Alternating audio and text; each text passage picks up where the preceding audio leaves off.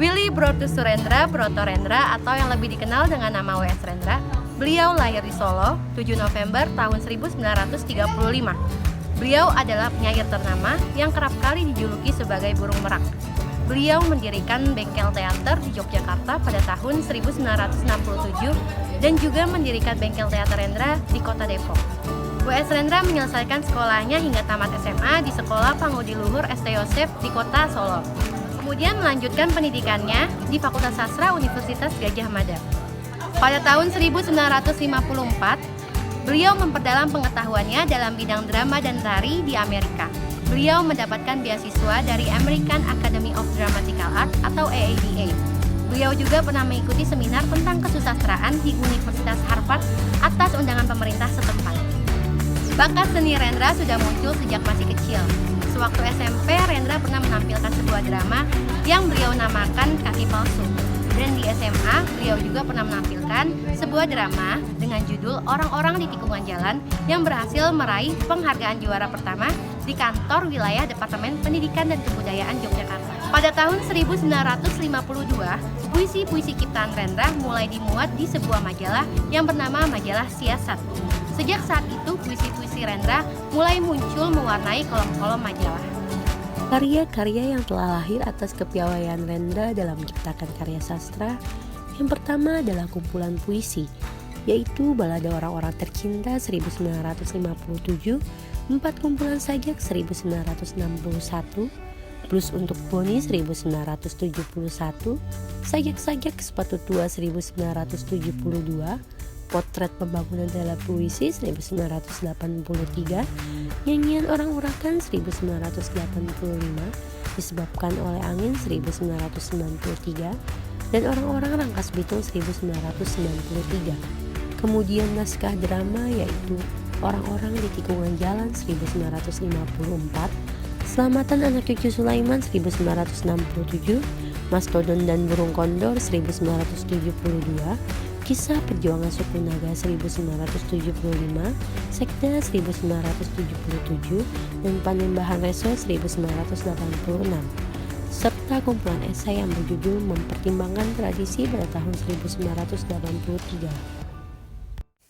Oke, kali ini kita akan membahas puisi yang ditulis oleh W.S. Rendra. W.S. Rendra sudah menggeluti dunia sastra sejak kecil. Saat itu, ia sudah menunjukkan kemampuannya dalam menulis dan membacakan puisi.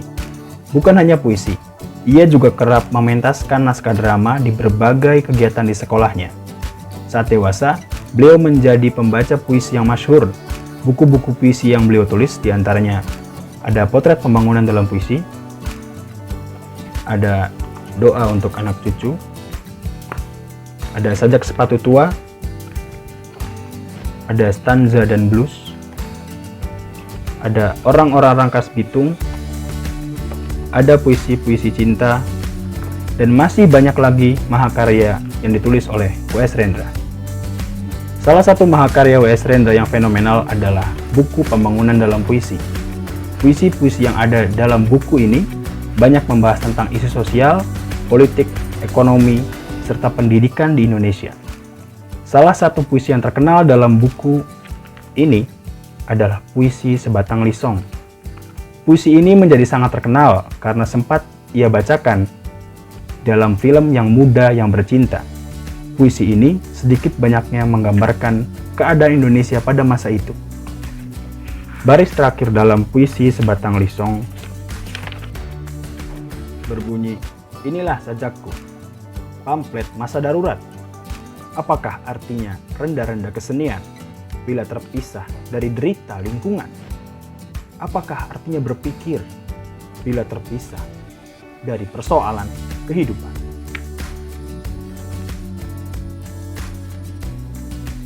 Ada banyak kumpulan cerpen W.S. Rendra yang terkenal, salah satunya yang berjudul Pacar Seorang Seniman yang diterbitkan oleh Bentang Pustaka.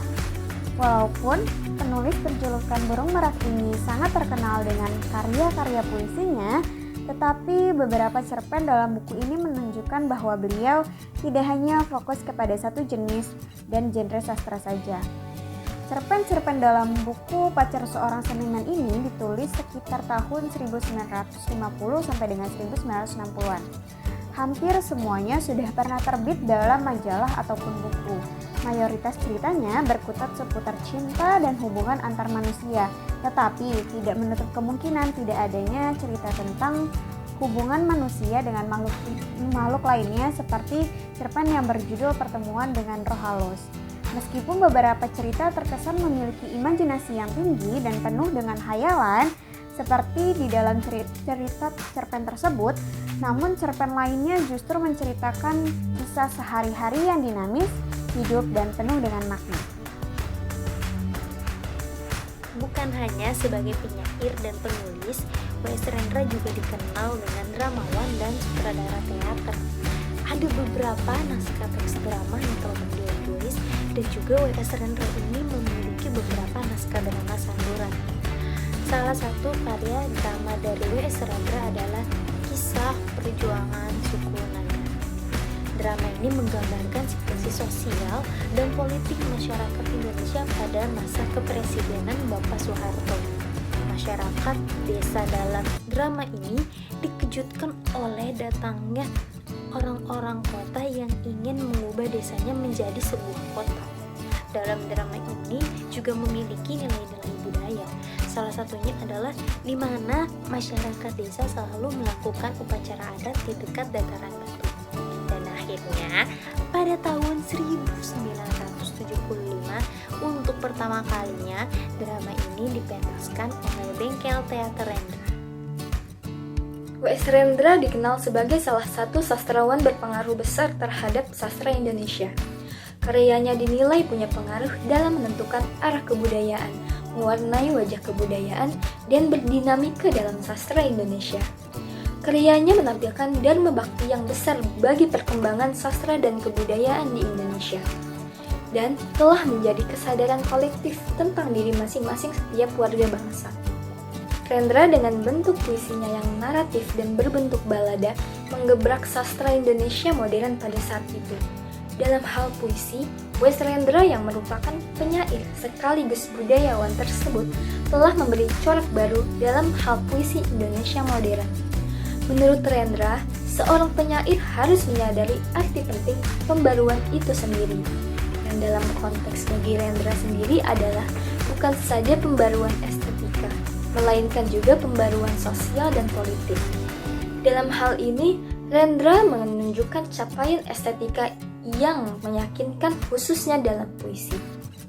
Dan sebagai penyair yang telah memberikan corak baru dalam puisi Indonesia modern dengan harapan baru pula di dalam sosial, politik, dan kebudayaan secara umum. Nah, mengingat karya-karyanya yang cukup dominan mewarnai dunia sastra Indonesia dan eksistensi Rendra yang sangat besar dalam dunia sastra, maka Universitas Gadjah Mada pada tahun 2008 memberikan gelar doktor honoris causa meskipun Rendra juga tidak lulus dari Fakultas Sastra UGM.